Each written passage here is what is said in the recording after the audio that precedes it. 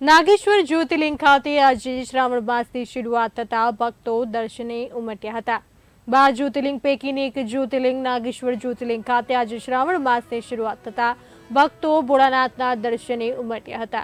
નાગેશ્વર જ્યોતિર્લિંગ ખાતે ભક્તોની ભારે ભીડ ઉમટી હતી। નાગેશ્વર જ્યોતિર્લિંગ ખાતે ભક્તો આજે દૂર દૂરથી દર્શને ઉમટ્યા હતા।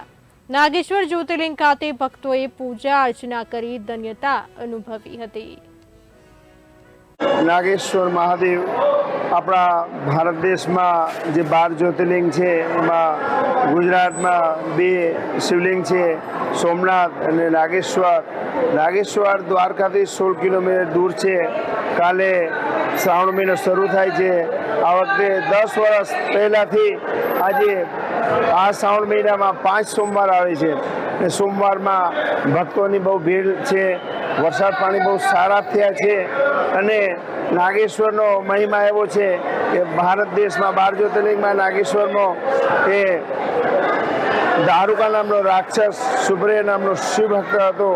सुब्रय नामनो शिव भक्त महादेवनी पिंड बनावीने ज्यारे पूजा करतो हतो त्यारे दारुका नामनो राक्षस ज्यारे भक्तने मारवानी कोशिश करे छे त्यारे महादेवजी से प्रकट थाय छे अने दारुका नामना राक्षसने भूमि पर सार करे छे।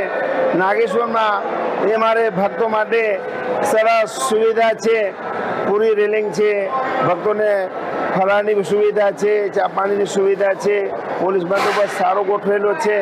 अने एक अमारा राजस्थान शिव भक्त है एना माटे ने सरस नागेश्वर भगवान जे सोमनाथ में सोनानु मंदिर बनावेलू है एवं अमारे नागेश्वर में ये भक्तए अमने चांदीनु मंदिर बनावी दीधुं है। अने लगभग 10 થી 12 दिवस लागे अंदर कम्प्लीट फिट थई जशे अने शनि भगवान सरस सुंदर अने मंदिर बनावेलू है। गुजरात में क्यांय यज्ञशाला न होय एवी सरस भगवाने नागेश्वर भगवान की यज्ञशाला बनावेली है। अने देश विदेश थी जे भक्त लोग दर्शन करवा आवे मनोकामना भगवान पूरी करे छे। अहींया महिमा ए छे कि नाग नागिन जोड़ी चढ़ावવાનો महिमा छे।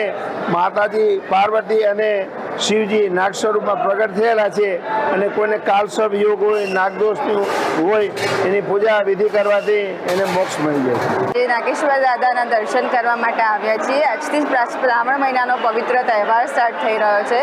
नागेश्वर दादाना आशीर्वाद करीने अमे खूब ज धन्य थई गया छे। अमदावादथी आव्यो छुं। गईकाल अमे सोमनाथ शिवलिंगना दर्शन करवा माटे गया था। त्यारबाद अमे आज सवारे द्वारकाधीशना दर्शन कर्या छे।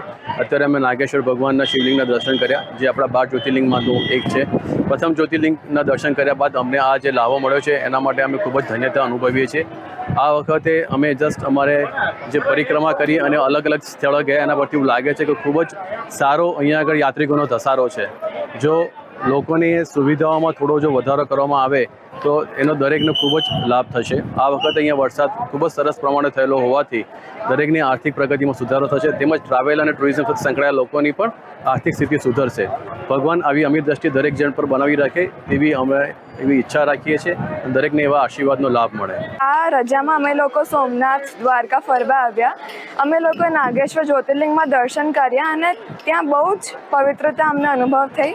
અહીંયા હું મારા જેટલા યંગસ્ટર્સને રિકમેન્ડ કરું છું કે મારા ફ્રેન્ડ્સ તો આઉટ ઓફ ઇન્ડિયા ફરવા જતા હોય છે એ લોકો મંદિર ત્યાં જગ્યાએ આવતા નથી પણ હું એવું યંગસ્ટર્સને રિકમેન્ડ કરું કે અહીંયા બધા આવે। અહીંયા બહુ જ સારો અનુભવ થાય છે, બહુ જ સુખ મળે છે, શાંતિ મળે છે અને આપણી જે સિટીની હેક્ટિક લાઈફ છે ત્યાંથી थोड़ी बार માટે रेस्ट જોઈતું હોય તો મંદિર જેવી પવિત્ર સ્થળે જરૂર આવવું જોઈએ। 12 ज्योतिर्लिंग के दर्शन के लिए निकला हूँ। अभी मुझे 13 महीना हो गया। अभी मैं 7 ज्योतिर्लिंग का दर्शन कर लिया हूँ, 5 बाकी है। बैद्यनाथ, काशी विश्वनाथ, केदारनाथ, ओमकालेश्वर, महाकालेश्वर, सोमनाथ, नागेश्वर, रामेश्वर इतना दर्शन हो गया है। अभी त्र्यंबकेश्वर, भीमाशंकर, मल्लिकार्जुन ये सब बाकी है। 13 महीना यात्रा के लिए हो गया। अभी 7-8 महीना और लगेगा। अभी यहाँ से मैं नासिक जाऊँगा।